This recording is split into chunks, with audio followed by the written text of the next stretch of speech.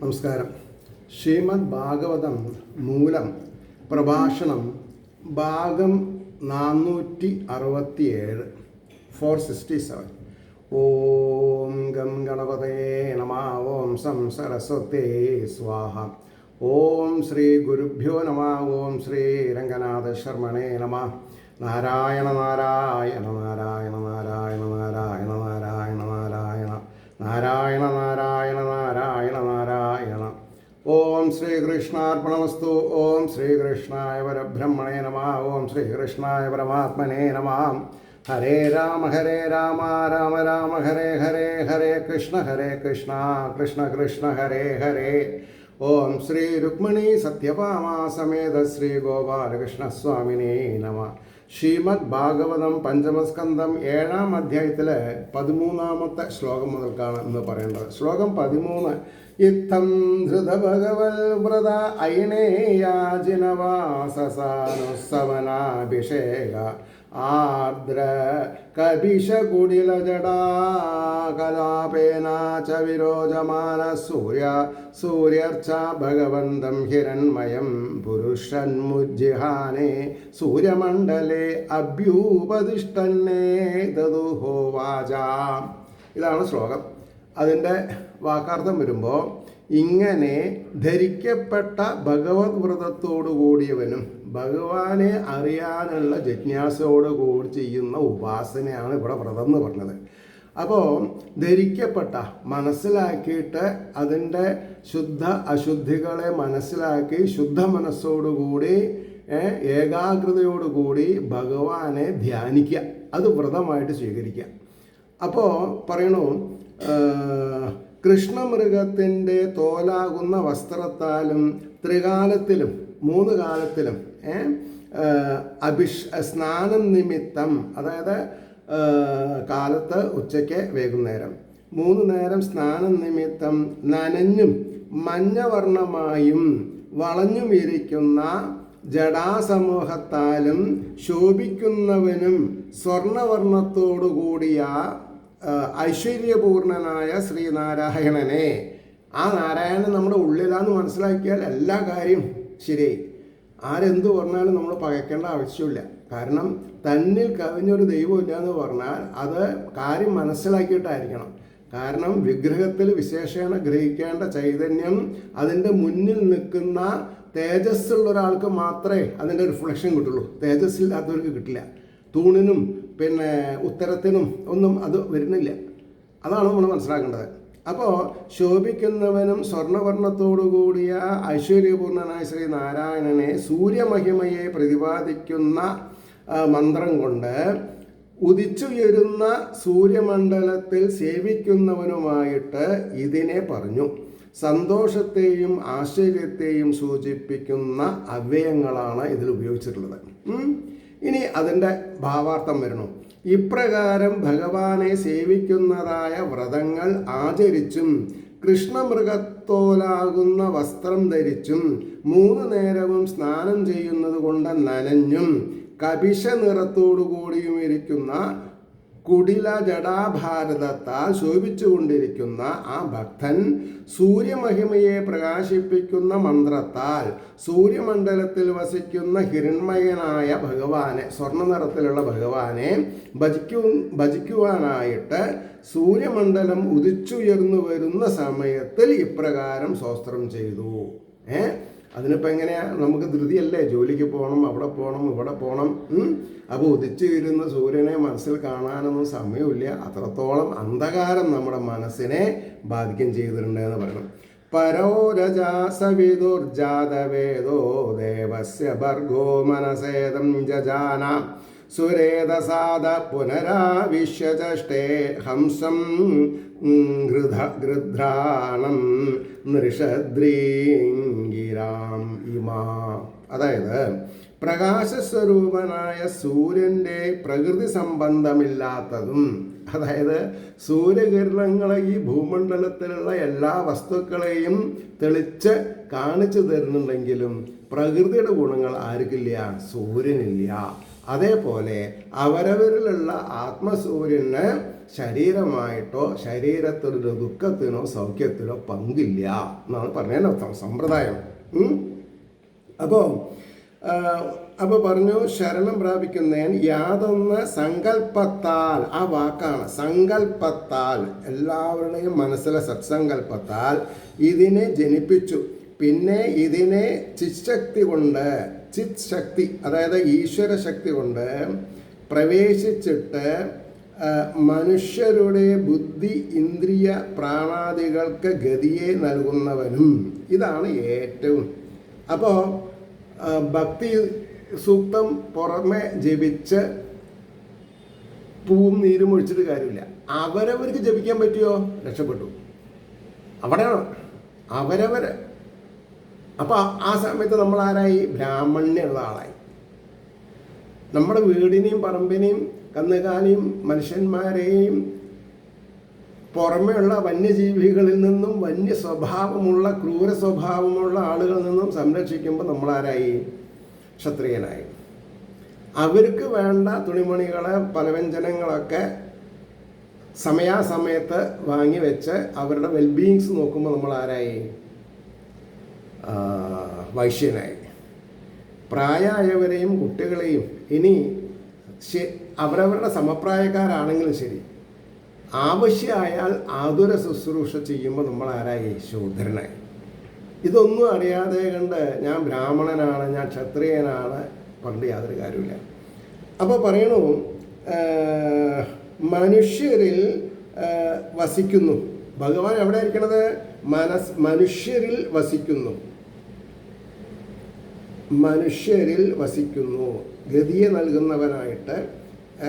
ബുദ്ധീന്ദ്രിയാദി അപ്പം അവർക്ക് ലിംഗം ഗതിയെ നൽകുന്നു എന്നർത്ഥം. അപ്പോൾ സുഖം കാക്ഷിക്കുന്നവനുമായ ജീവനെ കാണുന്നു. ആരെ?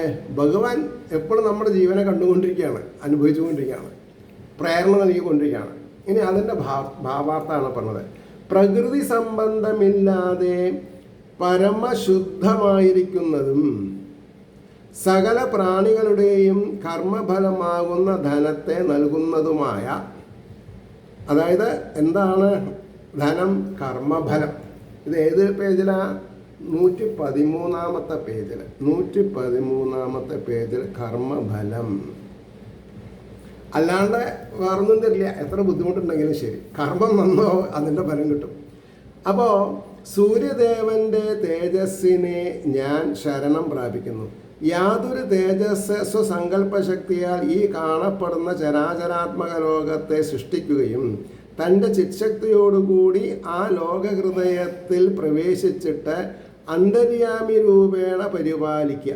അന്തര്യാമി രൂപേണ എന്നിട്ട് മനുഷ്യരുടെ ബുദ്ധ്യാദികളായ ഇന്ദ്രിയങ്ങൾക്ക് ഗതിയെ പ്രവർത്തി സാമർഥ്യത്തെ നൽകുകയും വിഷയസുഖത്തെ കാക്ഷിക്കുന്ന ജീവനെ കാണുകയും ചെയ്യുന്നു. അതിനാൽ ഈ സൂര്യതേജസ് ആ പരമപുരുഷന്റെ തേജസ് തന്നെയാകുന്നുവെന്ന് സാരം. ഗായത്രി മന്ത്രാർത്ഥത്തെ സംഗ്രഹിച്ച് ഇവിടെ കാണിച്ചിരിക്കുന്നു. ഇതി ശ്രീമദ് ഭാഗവതേ മഹാപുരാണേ പഞ്ചമസ്കന്ധേ സ്വരൂപസ്ഥിതി പ്രകരണേ ഭരതചരിതേ പ്രജാപാലനാദി ധർമ്മനിരൂപണം നാമ സപ്തമോധ്യായഃ. സർവത്ര ഗോവിന്ദനാമ സങ്കീർത്തനം. ഗോവിന്ദ ഗോവിന്ദ.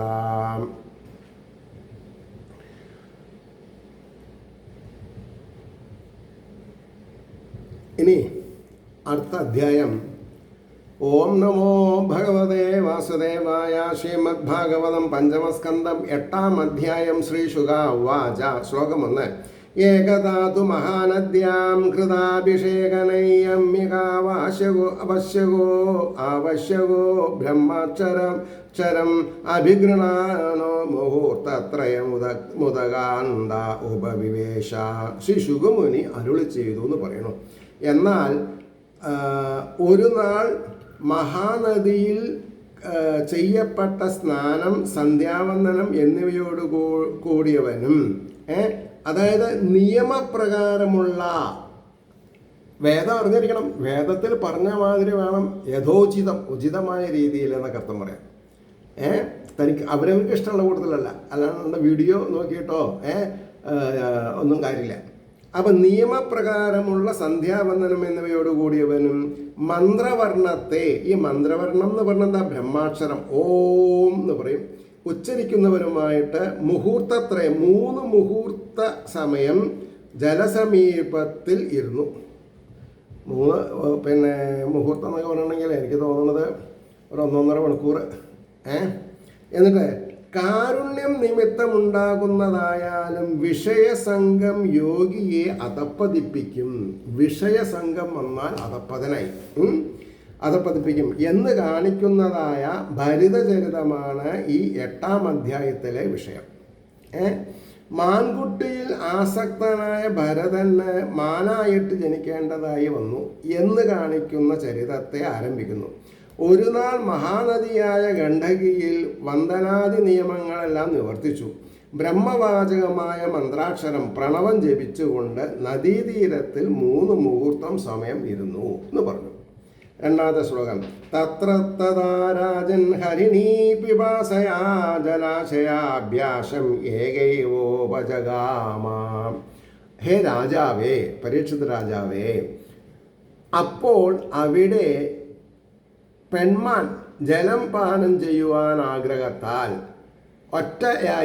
ഒറ്റയായിട്ട് തന്നെ, അതായത് കൂട്ടമില്ലാതെ കണ്ട് ജലാസമീപത്തിൽ പ്രാപിച്ചു.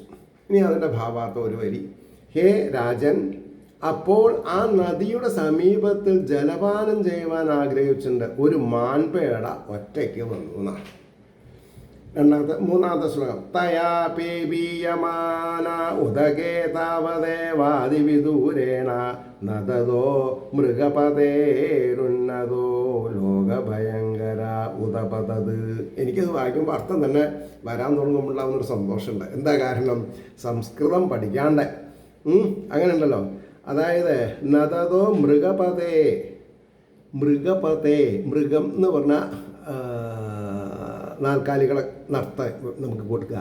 അവരുടെ രാജാവ് നടത്തും, സിംഹം നടത്തും, ഒരു സിംഹം. മൃഗപതേ ഉന്നതോ, നല്ല ശരീരത്തോടു കൂടി കേമനായിട്ട്. ലോകഭയങ്കര, ലോകത്തെ പേടിപ്പിക്കുന്ന രീതിയിൽ ഉപതത് അവിടെ എത്തി. അതിനാൽ ജലം അത്യാഗ്രഹത്തോടുകൂടി പാനം ചെയ്യപ്പെട്ടിരുമ്പോൾ ആ സമയത്ത് തന്നെ സമീപത്തിൽ അലറുന്ന മൃഗരാജാവിൻ്റെ ലോകത്തിനു തന്നെ ഭയമുണ്ടാക്കുന്നത് മഹാശബ്ദം ഉദ്ഗമിച്ചു ഉണ്ടായി എന്നാണ് പറഞ്ഞത്. 4ാമത്തെ ശ്ലോകം. അപ്പോൾ പറഞ്ഞത് അതിൻ്റെ ഭാവാർത്ഥം. ആ പേടമാൻ അത്യാർത്തിയോടെ ജലം പാനം ചെയ്യുന്ന ആ സമയത്തിൽ തന്നെ അതിസമീപത്തായിട്ട് സിംഹത്തിൻ്റെ ലോകഭയങ്കരമായ മഹാശബ്ദം പുറപ്പെട്ടു എന്നാണ് പറഞ്ഞത്. 4ാമത്തെ ശ്ലോകം. തം ഉപശ്രുത്യ സാ മൃഗവധൂ പ്രകൃതി വിക്ലവ ചകിത നിരീക്ഷണ സുതരാം അഭി ഹരിഭയാഭിനിവേശ വ്യഗ്രഹൃദയാ പാരിപ്ലവദ്യ പ്ലാരിപ്ലവ ദൃഷ്ടിരഗത തൃഷ ഭയാൽ സാഹസൈവോശ്ചക്രാമ. ഇതാണ് ശ്ലോകം.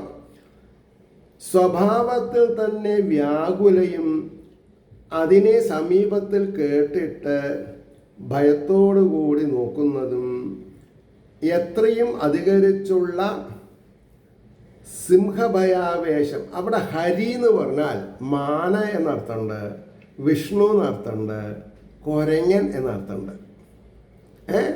ഹരി സംശയം. അപ്പോൾ സിംഹ നിമിത്തം ഇളകെ ഹൃദയത്തോടു കൂടിയും ചലിക്കുന്ന കണ്ണുകളോടുകൂടിയതും തീരാതിരക്കുന്നതുമായ പെൺമാൻ, ആ പെൺമാൻ അതിവേഗത്തോടുകൂടി തന്നെ നദി ചാടിക്കടന്നു.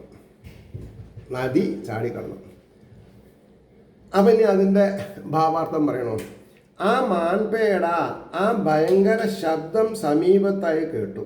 സ്വതേ തന്നെ ഭയസ്വഭാവമുള്ള ആ മൃഗയുടെ സ്വതേ തന്നെ കണ്ണുകൾ പരിഭ്രമിച്ചു തുടങ്ങി. സിംഹഭയം നിമിത്തം ഹൃദയം വ്യാകുലമായി. ദാഹം ശമിച്ചിട്ടില്ല. 4 ഭാഗത്തും നേത്രങ്ങൾ ചലിപ്പിച്ച് പെട്ടെന്ന് നദി ചാടിക്കടന്നു എന്നാ പറഞ്ഞത്. 5ാമത്തെ ശ്ലോകം നോക്കുക. തസ്യ ഉത്പതന്ത്യ അന്തർവജ്ഞ ഉരുഭയാവകളിതോ യോനി നിർഗതോ ഗർഭസ്രോതസി നിപപാദ. അപ്പോൾ ചാടുന്നതും ഗർഭിണിയുമായ അതിൻ്റെ ഭയത്താൽ സ്ഥാനത്തിൽ നിന്ന് ചലിച്ചതും, അതായത് ഗർഭം ശ്രവിച്ചു എന്നാണ് പറഞ്ഞതേ. ഇവിടെ ഒരു കാര്യം പറയുന്നുണ്ട്. എന്താ? മഹാഭയത്താൽ, കാമക്രോധ മത മത്സര ലോഭ ഭയം, ആ ഭയം ഇല്ലാണ്ടാവണമെങ്കിൽ ഈശ്വരൻ്റെ പാതാരവിന്ദത്തെ ശരണം പ്രാപിച്ചേ പറ്റൂ. വേറെ ഒരു നിവൃത്തിയില്ല. അതുകൊണ്ട് അപ്പോൾ പറഞ്ഞു, അതിഭയം നിമിത്തം സ്ഥാനത്തിൽ നിന്ന് ചലിച്ചതായ ഗർഭം യോനിദ്വാരത്തിൽ കൂടി പുറത്തേക്ക് പുറപ്പെട്ടു, ജലപ്രവാഹത്തിൽ തന്നെ വീണു. അപ്പോൾ വായ കീറിയവൻ തല കീറിയിട്ടുണ്ടാവും എന്നുള്ള പ്രമാണമായി. എവിടെ വീണാലും ശരി, ആരാണ് അതിനെ എടുത്ത് പരിപാലിക്കുക എന്നുള്ളത് ആര് നിശ്ചയിച്ചിട്ടുണ്ട്? ഭഗവാൻ നിശ്ചയിച്ചിട്ടുണ്ട്. മുങ്ങിച്ചാവണോ, അമ്പ് കൊണ്ട് ചാവണോ, ഇതൊക്കെ ഡീറ്റെയിൽ ആയിട്ട് അദ്ദേഹം നിരീക്ഷിച്ചിട്ടുണ്ട്. അത് മാതിരി നടക്കും, വേറെ കാര്യങ്ങൾ വരില്ല. അപ്പോൾ 6ാമത്തെ ശ്ലോകം. തത് പ്രസവോത്സർപ്പണ ഭയഗേദാതുരാസ്വഗണേന വിയുജ്യമാന കസ്യാം ചിദ്ദര്യാം കൃഷ്ണസാരസതി പപാദാധ ച മാം അരാം മമാരാ. അപ്പോൾ ആ പ്രസവം ചാട്ടം, പേടി, വേദന എന്നിവയാൽ ദുഃഖിതയും തൻ്റെ സംഘത്താൽ വേർപെട്ടിരിക്കുന്നതുമായ പെൺകൃഷ്ണമൃഗം ഒരു ഗുഹയിൽ വീണു, ഉടനെ മരിക്കുകയും ചെയ്തു. അപ്പോൾ ഈ മാൻ വെള്ളത്തിൽ കൂടെ ഒലിച്ചു വരികയാണ്. പിന്നെ അതാണ് കഥ. മനസ്സിലായില്ലേ? അപ്പോൾ പറഞ്ഞു, പെട്ടെന്നുണ്ടായ പ്രസവം, നദി ചാടിക്കടക്കൽ, സിംഹഭയം എന്നീ ദുഃഖങ്ങളാൽ പീഡിതയും. എല്ലാവർക്കും പീഡകളുണ്ട്, ഒരു തരത്തിൽ അല്ലെങ്കിൽ വേറൊരു തരത്തിൽ. അപ്പോൾ കൂട്ടം കുട്ടു പിരിഞ്ഞിരിക്കുന്നതുമായ ആ കൃഷ്ണസാര മൃഗി സമീപത്തുള്ള പർവ്വതത്തിൻ്റെ ഒരു ഗുഹയിൽ ചെന്ന് വീണു, ഉടൻ തന്നെ മരിക്കുകയും ചെയ്തു. നിപപാത എന്ന് പാഠാന്തരം, അത് ആ വാക്ക്. 7ാമത്തെ ശ്ലോകം ശ്രദ്ധിക്കുക. തം തേ അനുഗുണകം കൃപണം സോത്രസാനുഹ്യമാനം അഭിവീക്ഷ്യാപവിദ്ധം ബന്ധുരിവാനുകമ്പയാദർശി ഭരത ആദായ മുമൃതാമാതരം ഇത്യാശ്രമപദം മനയത്. ആ മാൻകുട്ടീനെ കയ്യിലെടുത്തിട്ട് ആശ്രമത്തിലേക്ക് തിരിച്ചു എന്നാണ് പറഞ്ഞത്. എന്നാൽ ആ മാൻകുട്ടിയെ പ്രവാഹത്താൽ, വെള്ളത്തിൻ്റെ പ്രവാഹത്താൽ ക്രമത്തിൽ ഒഴുക്കിക്കൊണ്ടുപോകപ്പെടുന്നതും ത്യജിക്കപ്പെട്ടിരിക്കുന്നതും രാജർഷിയായ ഭരതൻ നേരിട്ട് കണ്ടിട്ട് ബന്ധുവെന്ന പോലെ മരിച്ചുപോയ അമ്മയോട് കൂടിയത് എന്ന ദയോടുകൂടി എടുത്തിട്ട് ആശ്രമസ്ഥാനത്തേക്ക് കൊണ്ടുപോയി എന്ന് വളരെ ഔചിത്യത്തോടു കൂടി പറഞ്ഞു. ഇനി അതിൻ്റെ ഭാവാർത്ഥം. ആ മാൻകുട്ടിയാകട്ടെ ജലപ്രവാഹം അനുസരിച്ച് ഒഴുകിയപ്പോൾ രാജർഷിയായ ഭരതൻ കണ്ടു. രക്ഷിപ്പാനുള്ള ബന്ധുക്കളാരുമില്ലാത്തതിനാൽ കഷ്ടത്തിലാകപ്പെട്ടിരിക്കുന്ന ആ മാൻകുട്ടിയിൽ കരുണയുണ്ടായി. തള്ള മരിച്ചിരിക്കുന്നു, കഷ്ടം എന്ന് കരുതി ബന്ധുവിനെ പോലെ, ബന്ധുവാണോ അല്ല, ബന്ധുവിനെ പോലെ അതിനെ എടുത്ത് ആശ്രമസ്ഥാനത്തിലേക്ക് കൊണ്ടുപോയി. അതിനാണ് ഭാവാർത്ഥം. ഉത്കൃഷ്ടമായ സത്വഗുണവും പിടികൂടിയാൽ ആത്മജ്ഞാനിയെയും സ്ഥാനഭ്രഷ്ടനാക്കുന്ന രീതിയെ നന്നായി മനസ്സിലാക്കി ഗുണബന്ധത്തിൽ അകപ്പെടാതിരപ്പാൻ മുമുക്ഷുക്കൾ ശ്രദ്ധിക്കണം എന്നാണ് ഇവിടെ പ്രകാശിപ്പിക്കുന്നത്. കാരണം നമുക്കൊരു കോഷൻ തരാണ്, അത് നമ്മൾ ശിരസ നിറവേറ്റണം. 8ാമത്തെ ശ്ലോകം. തസ്യ ഹവായേണ ഗുണക ഉച്ചൈരേതസ്മിൻ കൃതനിജാഭിമാനസ്യ ഹരഹസ്തത് പോഷണ പാലന ലാളന പ്രീണനാനുമധ്യാന ഏനാത്മാ നിയമ സഹയമഃ പുരുഷ പരിചര്യാദയാ ഏകൈകശാ കതിപയേനാർഹ അർഹഗണേന വിയുജ്യമാന കില സർവ ഏവോദവസൻ. അതായത് ആശ്ചര്യം, ഓർക്കുക പോലും വയ്യ. ആ മാൻകുട്ടിയിൽ ഉത്കടമായിട്ട് വയ്ക്കപ്പെട്ടതായ തൻ്റെ തന്നെ അഭിമാനത്തോടു കൂടിയ അവൻ്റെ എല്ലാം തകർന്നു പോയി. ദിവസം തോറും അതിനെ വളർത്തുക, രക്ഷിക്കുക, ലാളിക്കുക, സന്തോഷിപ്പിക്കുക, അനുധ്യാനേന നിരന്തരം ചിന്തിക്കുക എന്ന കാരണത്താൽ യമങ്ങളോടുകൂടിയ തൻ്റെ നിയമങ്ങൾ കുറേ ദിവസം കൊണ്ട് ഓരോന്നായിട്ട് വിട്ടുകളയപ്പെട്ടവയായിട്ട് എല്ലാം ഇല്ലാതായി. നിശ്ചയം എല്ലാം ഇല്ലാതെ ഉണ്ടായി. കാരണം കാലചക്രത്തിൽ പെടുമ്പോൾ അങ്ങനെ ചില കാര്യങ്ങളൊക്കെ വരും. ഇനി അതിൻ്റെ ഭാവാർത്ഥം നോക്കിക്കോളൂ.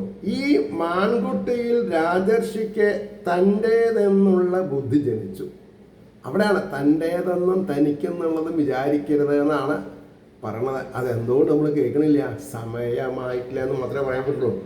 അപ്പോൾ അതിന് പുല്ല മുതലായ പറിച്ചു കൊടുത്ത് വളർത്തുക, കാട്ടീച്ച മുതലായത് ദേഹത്തിൽ വന്നിരിക്കുവാൻ അതിനെ ആട്ടിക്കളഞ്ഞിട്ട് രക്ഷിക്കുക, ചുംബനാദികൾ ചെയ്ത് ലാളിക്കുക, ചൊറിഞ്ഞു കൊടുത്ത് സന്തോഷിപ്പിക്കുക, ഇങ്ങനെയായി ആസക്തി വർദ്ധിപ്പിച്ചതുകൊണ്ട് നിയമത്തിന് കുളി മുതലായ നിയമങ്ങളും അഹിംസാദികളായ യമങ്ങളും ഈശ്വരപൂജ മുതലായ നിത്യകർമ്മങ്ങളും ഓരോന്നായിട്ട് മുടങ്ങി. ഏതാനും ദിവസം കൊണ്ട് ആവക കൃത്യങ്ങളൊന്നുമില്ലാതെ തന്നെയായി തീർന്നു. വിഷയാസക്തി നിമിത്തം വന്നു ചേരുന്ന പുത്രധനാദികൾ എന്നു വേണ്ട ഏതൊന്നിൽ അഭിമാനിച്ചാലും എന്തായി? ബന്ധുത്വമായി എന്ന ഫലത്തിന് ഭേദമില്ല എന്നോർക്കണം. അടുത്ത് നിന്ന് നോക്കിയോ ദൂരത്ത് നിന്ന് നോക്കിയോ എന്നുള്ളതല്ല, തൊട്ട് നോക്കിയോ തൊടാണ്ട് നോക്കിയോ അതും പ്രശ്നമല്ല. ഇനി 9ാമത്തെ ശ്ലോകം പറയണു. അഹോബദായം ഹരിണഗുണക കൃപണ ഈശ്വരരഥചരണ പരിഭ്രമണരയേണ സ്വഗണ സുഹൃദ്ബന്ധുഭ്യ പരിവർജിത ശരണം ചമോപസാദീത ശരണം ച മോപസാധിതോ മാം ഏവ മാതാപിതരോ ഭ്രാതൃജ്ഞാനീതൻ യൗധികാം ശൈവ ഉഭേയയായനാന്യം ഗഞ്ജന വേദ മധ്യ തീവ്ര ശ്രദ്ധശ്ചൈവ മയാ മത്പരായണസ്യ പോഷണപാലന പ്രീണന ലാളന അനസൂയുന അനുഷ്ഠേയം ശരണ്യോ വേക്ഷദോഷവിദുഷഃ. എന്താ പറഞ്ഞത്? കഷ്ടം. ഈ മാൻകുട്ടി ദീനനും കാലചക്രത്തിരിവിൻ്റെ ശക്തിയാൽ തൻ്റെ സംഘം, സുഹൃത്തുക്കൾ, ബന്ധുക്കൾ ഇവരിൽ നിന്ന് പിരിഞ്ഞതായിട്ടും എന്നെ ശരണം പ്രാപിച്ചും എന്നെ തന്നെ അമ്മയച്ഛന്മാരെന്നും ഭ്രാതൃജ്ഞാതീൻ സഹോദരൻ ജ്ഞാതികൾ എന്നും സംഘക്കാരെന്നും വിചാരിച്ചിട്ട് പ്രാപിച്ചിരിക്കുന്നു. അന്യനായിട്ട് ആരെയും അറിയുന്നില്ല. എന്നിൽ അത്യന്തം ഉള്ളതായും ഇരിക്കുന്നു എന്ന് പറഞ്ഞു. അതുകൊണ്ട് തന്നെ ശരണം പ്രാപിച്ചവനെ ഉപേക്ഷിക്കുന്നത് തന്നെ ദോഷം എന്നറിയുന്നുണ്ട്. എന്നാൽ ദോഷദൃഷ്ടിയില്ലാത്തവനായിട്ട് എന്നെ ആശ്രയിച്ചിരിക്കുന്ന ഇതിൻ്റെ പോഷണപാലന പ്രീണന ലാളനം, അതായത് പോഷണം, പാലനം, പ്രീണനം, അതായത് ലാളനം മുതലായത് അനുഷ്ഠിക്കപ്പെടുവാൻ യോഗ്യനുമാകുന്നു എന്ന് പറഞ്ഞു. ഇനിയാണ് അതിൻ്റെ ഭാവാർത്ഥം വരുന്നത്. രാജർഷിയായ ഭരതന് മാൻകുട്ടിയിൽ ബലമായി ഉറച്ച ആസക്തിയെ വിവരിക്കുന്നു. ആശ്ചര്യം, കഷ്ടം. ഈ മാൻകുട്ടി ഒന്നും ചെയ്യുവാൻ കഴിയാത്ത വിധം ധീനൻ. കാലചക്രഭ്രമണ വേഗത്തിൽ താൻ സ്വയം സംഘത്തിൽ നിന്ന് തെറ്റിയിരിക്കുന്നു. എന്നെ ശരണം പ്രാപിക്കുകയും ചെയ്തിരിക്കുന്നു. അമ്മ, അച്ഛൻ, ഭ്രാതാവ്, ബന്ധുക്കള്, സംഘക്കാർ എന്നിങ്ങനെയുള്ളവരെല്ലാം ഞാൻ തന്നെ. എന്നാൽ ഇതിൻ്റെ വിചാരം അന്യനായിട്ട് ആരെയും അറിവില്ല എന്നിൽ പരമവിശ്വാസം വെച്ചിരിക്കുന്നു. അതുകൊണ്ട് ശരണാഗതന്മാരെ വെടിയുന്നത് ദോഷമാണെന്ന് അറിവുള്ളവർ ഞാൻ എന്നെ ആശ്രയിച്ചിരിക്കുന്നു. ഇതിൻ്റെ പാലന പോഷണാദികളെ അവസാനം അനുഷ്ഠിക്കുക തന്നെ വേണം. വെറുതെ പറഞ്ഞു നടന്നാൽ പോരാ എന്നായി. മനസ്സിലായില്ലേ? ഒരു സെൻറ്റൻസ് കൂടി ഉണ്ട് അല്ലേ. ഇതിൻ്റെ രക്ഷയിൽ പ്രവർത്തിക്കുന്നത് കൊണ്ട് എൻ്റെ സ്വന്തം കാര്യങ്ങൾക്ക് വിഘ്നം നേരിടുമോ എന്നുള്ള വിചാരം എനിക്ക് ഉണ്ടാവാൻ പാടില്ല എന്ന് പറഞ്ഞു. അവിടെ നിർത്താം. ഏവർക്കും ശ്രീഹരിയുടെ അനുഗ്രഹാശിസുകൾ നിർലോഭമുണ്ടാവട്ടെ എന്ന് പ്രാർത്ഥിച്ചുകൊണ്ട് ലോകാസമസ്ത സുഖിനോ ഭവന്തു ആയിരിക്കട്ടെ നമ്മുടെ ഓരോരുത്തരുടെയും ആഗ്രഹങ്ങൾ എന്ന് പറഞ്ഞുകൊണ്ട് വാക്കുകൾ ഉപസംഹരിക്കുന്നു. നമസ്കാരം.